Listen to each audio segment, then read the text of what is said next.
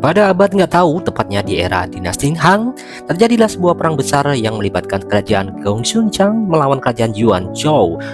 Pada saat peperangan merebutkan wilayah tambak gurame tersebut, pasukan Gonggusan yang dipimpin oleh Jenderal Liu Bei mulai kewalahan karena pasukan jauh lebih banyak dari mereka.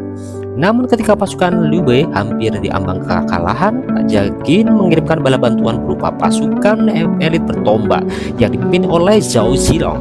Tentunya kali ini sudah mengenal sosok Xiong ini karena ia menjadi salah satu hero yang ultimate-nya sangat meresahkan.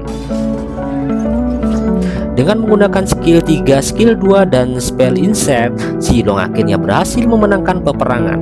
Namun meskipun menang, Zilong kehilangan banyak sekali pasukan dan yang paling membuat Zilong sedih yaitu kehilangan kakaknya. Setelah pertempuran, Zilong menggunakan kematian kakaknya untuk pensiun dari perang dan memutuskan hidup dalam pengasingan di desa Chengshan untuk memulai bisnis jualan kerupuk selondok. Singkat cerita, 7 tahun kemudian, seorang gadis pemuda bernama Xiaofan muncul di desa Chengshan. Ia segera menuju ke rumah Zilong untuk membeli kerupuk selondok yang Zilong buat. Namun saat Xiaofan masuk ke rumah Zilong, ia dikejutkan dengan beberapa jebakan yang terpasang di sudut ruangan. Meskipun Xiaofan lincah dalam menghindari, tetapi ia akhirnya terkena jebakan yang membuat tubuhnya terangkat ke atas. Zilong kemudian muncul menyambut Xiaofan. Ia memberitahu Xiaofan bahwa dirinya sudah tidak lagi memproduksi selondok karena singkong di desa ini mulai langka. Setelah Zilong melepaskan jebakannya, terungkaplah bahwa Xiaofan ini merupakan salah satu anggota kuda putih, yaitu pasukan Zilong. Zilong lalu bertanya mengenai sisa-sisa pasukan kuda putih. Xiaofan pun mengatakan bahwa pasukan Zilong hanya tersisa 6 orang saja, termasuk dirinya. Tentu saja mendengar hal ini, Zilong pun merasa sedih dan sangat bahagia. Zilong kemudian menjelaskan alasan dirinya memilih jalan pengasingan. Jadi sebelum kakaknya meninggal dalam pertempuran, ia meminta Zilong untuk merawat anaknya yang bernama Liang Er. Belum sempat bercerita panjang lebar, tiba-tiba Liang Er muncul dan memberitahu Zilong bahwa pasukan kerajaan Zhao yang dipimpin oleh Letnan Zheng mendatangi desa. Zilong lalu menemui Zheng untuk menanyakan alasannya datang ke sini. Zheng pun menunjukkan sebuah gambar wajah wanita yang diketahui milik wajah Xiaofan. Ia mengatakan bahwa wanita ini telah mengatur pembunuhan terhadap komandannya. Jadi kedatangan Zheng ini ke sini tentu saja untuk mencari Xiaofan dan menangkapnya. Xing Sheng lalu mendekati Liang Er sambil menanyakan di mana Xiaofan berada, tetapi Zilong menghalanginya yang membuat Zheng kesal dan akhirnya membuat serangan padang ke arah Zilong. Serangan tersebut tentu saja dengan mudah ditangkis oleh Zilong.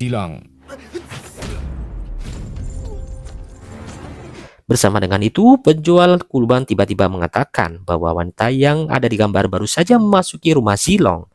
Mendengar nama Zhao Zilong, Zheng pun memilih untuk mundur. Zheng kemudian menemui komandannya yang bernama Xiaohan di sebuah kuil. Zheng melaporkan bahwa wanita buruannya dilindungi oleh pemimpin pasukan kuda putih, yang tentu saja itu Zilong. Mengetahui hal itu, Xiao pun menyuruh Zheng menyiapkan pasukannya untuk memburu Zilong.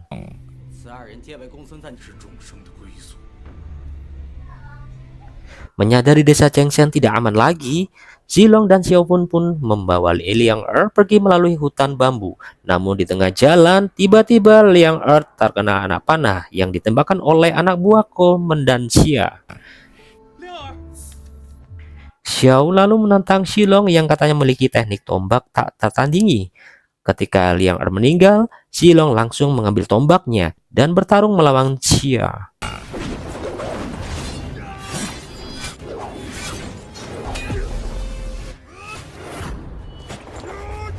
Di tengah pertarungan, Zilong menggunakan combo skill 1 dan 2. Ia juga tak lupa membeli Windlaker agar serangan cepat. Namun sayangnya, Xia yang membeli dominan es dan COD mampu menandingi Zilong dan berhasil mematahkan tombaknya Zilong. Ketika Zilong melemah, Xia meremehkan Zilong dengan tidak membunuhnya secara langsung dan malah membuangnya ke dalam jurang yang cukup dalam. Setelah itu, Xiao didatangi oleh anak buahnya yang telah berhasil menangkapnya Xiao Fan.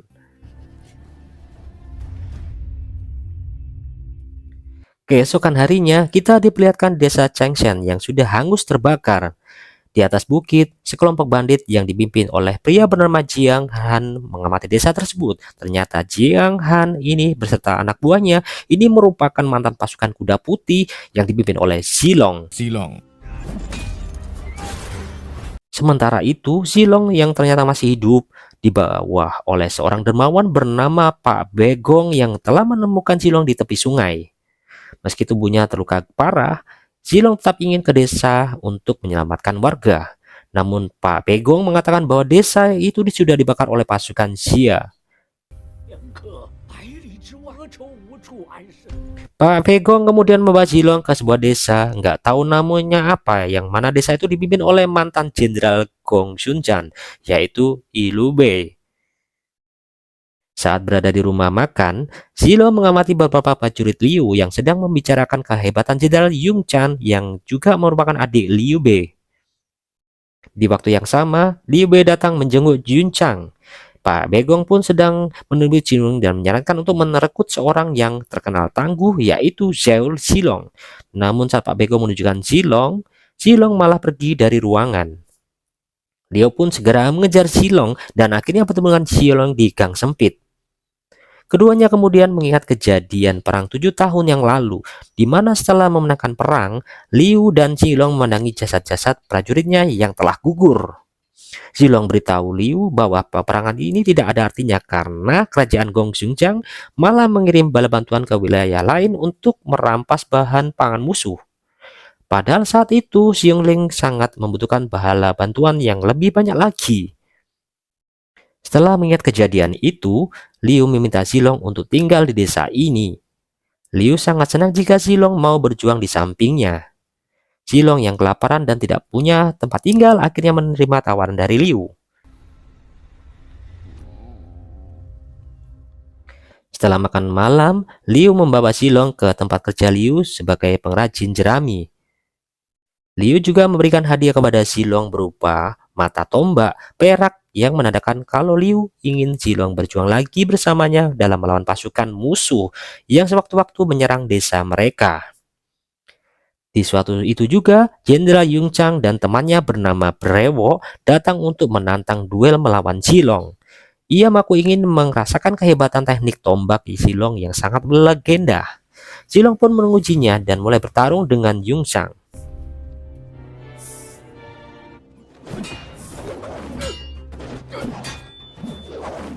Pertarungan itu membuat Zilong, Yung Chang, dan Liu teringat dengan masa lalu mereka, di mana mereka pernah berjuang melawan musuh bersama-sama.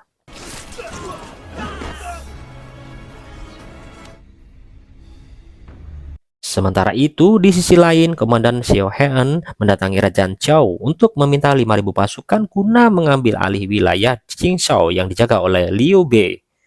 Setelah cukup lama memohon, Xia akhirnya ditandangi penasehat kerajaan yang bernama Lao Wugiu.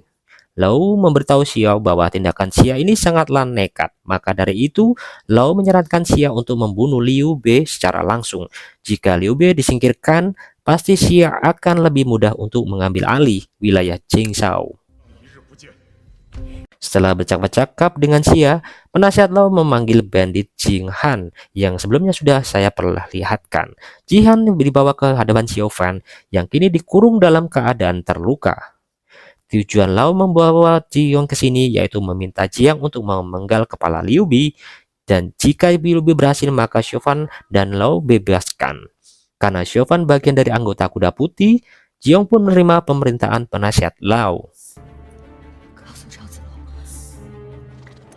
1 tahun kemudian, setelah menyusun rencana yang sangat mendoan, Jiang akhirnya mengirim salah satu anak buahnya yang bernama Zhao Miao untuk membunuh Liu Bei.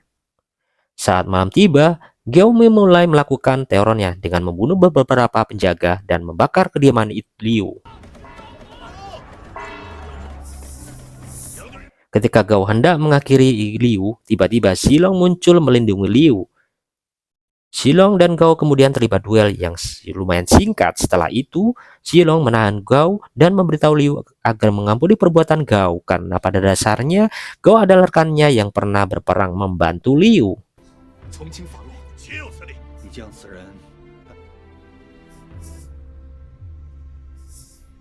Setelah Liu mengampuni Gao, Gao membawa Shilong ke hutan, di mana di dalam hutan Shilong bertemu dengan Jing Han dan mantan anggota kuda putih lainnya. Jiang Han lalu menunjukkan sebuah kotak yang di dalamnya terdapat kelapa Xiufan.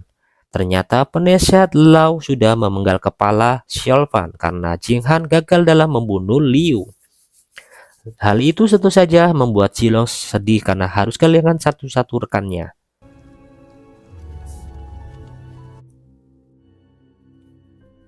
4 tahun kemudian kita diperlihatkan Jenderal Xiao Han yang kini sedang sakit-sakitan. Perdana Menteri Lau memberikan kontribusi kepada Xia, di mana Lau akan memberikan 5.000 pasukan Cao kepada Xiao untuk merebut wilayah Jingzhou. Sementara itu di hutan belantara, Liu Bei yang dan Shilong membawa warganya untuk pindah ke kota Danyang setelah tempat tinggal mereka berhasil direbut oleh pasukan Cao. Pada saat itu, Liu Bei dan istrinya dikaruniai seorang anak laki-laki. Ketika Liu Bei dan Shilong sedang membicarakan perjalanan mereka sambil makan bubur, tiba-tiba salah satu penjaga tenda melihat sekelompok pasukan Cao. Namun saat kelompok itu mendekat, ternyata mereka bukan musuh, melainkan warga desa lain yang ingin mengungsi di bawah naungan Liu Bei. Meskipun memiliki banyak beban dan sedikitnya perbekalan, Liu dengan lupang dada menerima warga tersebut.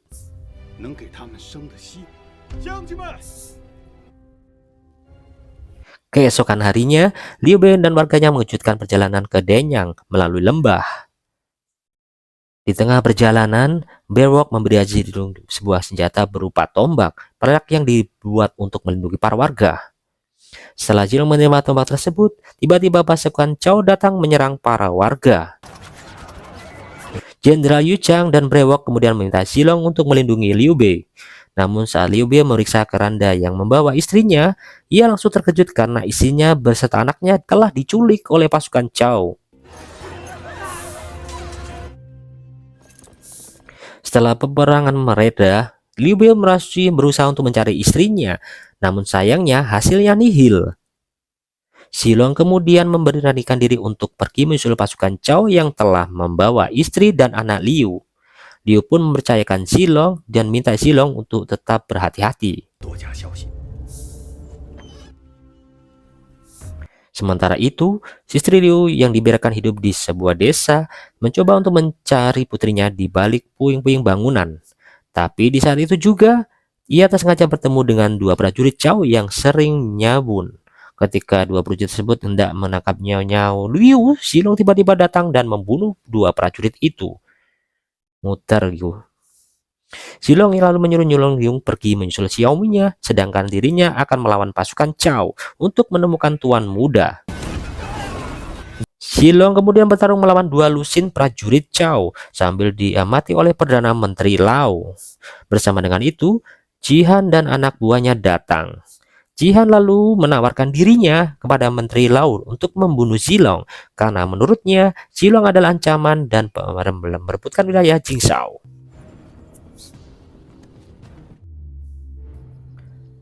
Setelah Shilong berhasil mengalahkan prajurit Cao, ia mendatangi camp musuh yang mana di camp tersebut Shilong berhasil menemukan putra Liu. Akan tetapi di sana sudah ada Jiang Han dan 3 anggotanya. Jiang Han lalu menantang mantan pemimpinnya tersebut karena Perdana Menteri akan memberikan imbalan harta yang melimpah jika berhasil mengalahkan Shilong. Shilong pun menerima tantangan itu. Ia menggendong putra Liu Bei dan kemudian bertarung melawan Jiang beserta anak buahnya.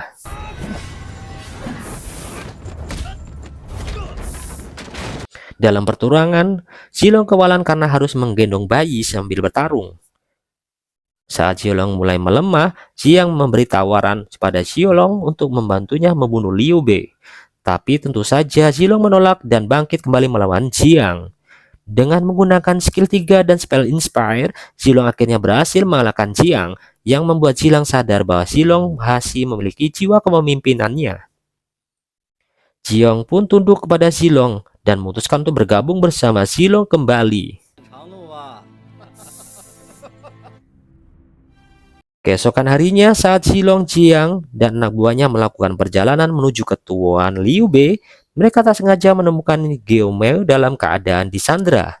Begitu mereka mendekati Miao, tiba-tiba sebuah panah menembus tubuh Miao, dan disusul dengan munculnya ratusan pasukan Chao yang dipimpin oleh Komandan Xiao Han.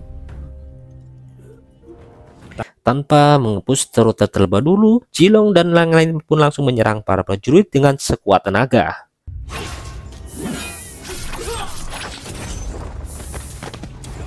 Zilong kemudian menemui Jenderal Xia untuk melakukan pertarungan berikutnya.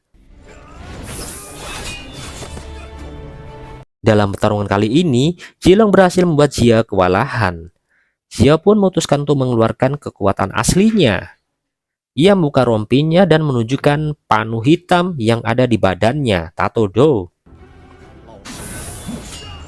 Setelah itu, Xia menyerang Zilong dengan kekuatan yang ternyata bisa bergerak cepat, layaknya Gusion.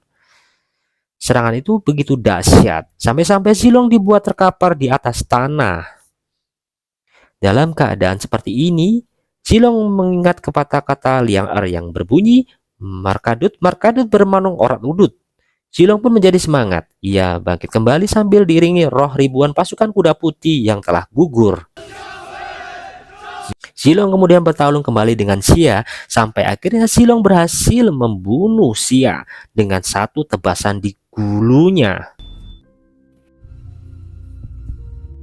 Akhirnya peperangan itu dimenangkan oleh Zilong, namun yang selamat hanya Zilong dan putra Liu Bei saja, sedangkan Jian Han dan anggotanya gugur saat melawan prajurit Chao.